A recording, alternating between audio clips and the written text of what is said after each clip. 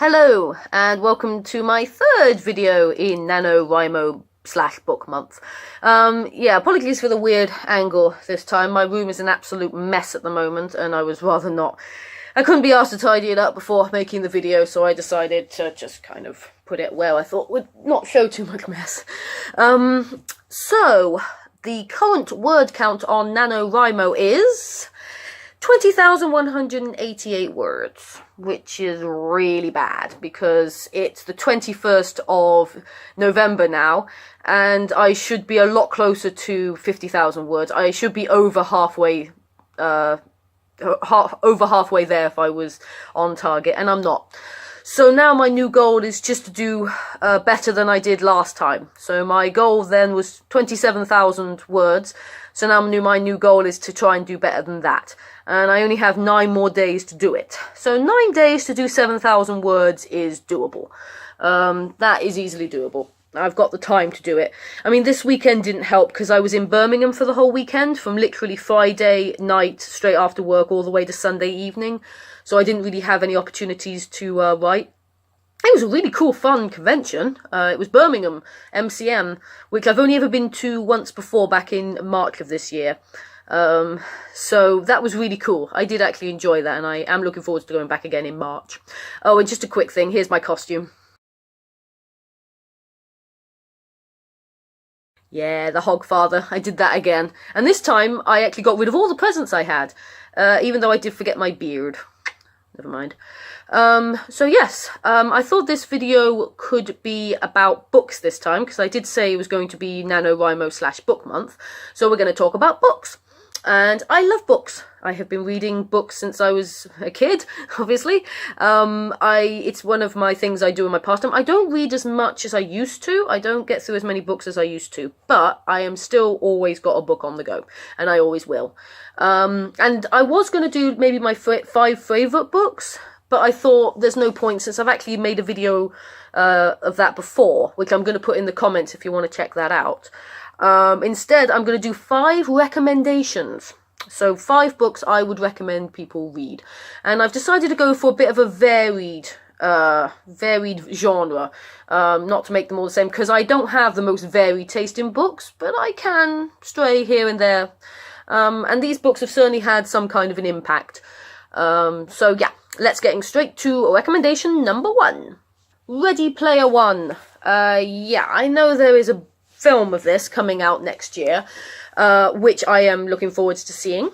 And this is very much a book, if you like virtual reality and you love the 80s, you will love this book. Because that's pretty much all it's about. It's about a virtual reality world that everybody pretty much lives on. You know, it's this big immersive world that everybody, they work, they educate, they do everything on here. The real world barely exists anymore because everybody is online. But the guy who created this, called the Oasis, has died, and in his will, anyone who is able to find all the Easter eggs inherits the Oasis. You know, and this is a big, big deal. And there's this one kid who manages to find the first gate, and obviously there's 3 gates, and once you manage to get through the first one, which barely, you know, people have been spending years trying to find, things get very dangerous for him. So it's very exciting. It's drenched in 80s. I mean, there are so many 80s references in it, and it'll be certainly interesting how they do that in the film, so I'm looking forward to that. So yeah, that is one that I definitely enjoyed reading, and I would definitely recommend reading either before or after the film comes out, either one, because I'm sure they'll do a good job with it. Cross fingers. And my second recommendation is The Book Thief. Which is kind of cheating, because this is actually on my list of my top 5 favourite films. I think this book is just so emotional. It's one of the few books that ever made me cry happy tears and sad tears. It was so much a roller coaster at times. And it's about a girl who gets evacuated to the country during the Second World War in Germany, and she's living with this family, and her and the father together start to learn to read, and for her to get hold of books, she ends up having to steal some, including one from a book burning from an old rich person's house. And it's about her and her adopted father learning to read. There's also a Jew that they end up taking in called Max, who they hide in the basement. So there's an element of danger there. And it's actually her diary. This whole story is her diary and her experiences, read by Death. So Death has found this book, and he's now reading about her life. And like I said, it is so emotional by the end of it. And I'm not, without spoiling it, it did make me very emotional, both happy and sad. And it's such a good book. I would definitely recommend it. And my third recommendation is Guards. I'm very much aware that Terry Pratchett is a very hard author to get into, because the temptation is, well, not temptation, but the idea is usually to start at the beginning of a series of books, and that's where I started. And no, it's not the best place with Terry Pratchett, because you can start in multiple different places, depending on what characters you might like. And Guards is definitely a good one to start with, to introduce you to the characters of the Guards, who are like a night watch. They are pretty ineffective. Their job is pretty much to just go around going, all is well, and that's it. They don't really stop crimes or anything. Until a guy called Carrot, who believes himself to be a dwarf, even though he's about 6 foot tall, comes in and becomes that sort of upright constable who is determined to clean up the streets and bring honour, I guess, back to the police force, and even hires a load of people, new recruits. And it's definitely a fun, enjoyable... I mean, they fight a dragon. There's a dragon in it. They fight a dragon. These ineffective, pointless kind of guards fight a dragon. And it's got some really cool characters. And it's definitely a good introduction to the Discworld stories without having to start from the beginning. Not that there's anything wrong with the beginning, but I have known a few people who have given up on the Discworld books because they started at the beginning. So, start with Guards. You won't be disappointed. And my fourth recommendation is... this is a book I find on a lot of those top 100 books to read, and see how many you've read. It always appears on it, and yet I very rarely hear anybody ever talk about it. And what it's about is a guy called Eddie, a maintenance guy called Eddie, who ends up getting killed, and he meets 5 people in heaven. And these different people have all had a different impact on his life, but he's also had an impact on their life. And it's a story kind of about, you don't realise, even though you don't realise it, you might be having an impact on somebody else's life, even for the smallest things. And they could also have a bigger impact on you than you realise. And I love that whole idea that everybody's life is way more connected than you think.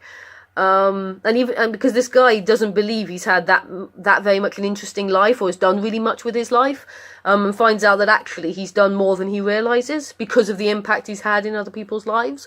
And for that, it's definitely a very interesting story, and one that does make you wonder just what impact you've had on other people's lives, or the people who you've encountered, what impact they had on your life, and how your life would have been different if you hadn't encountered them.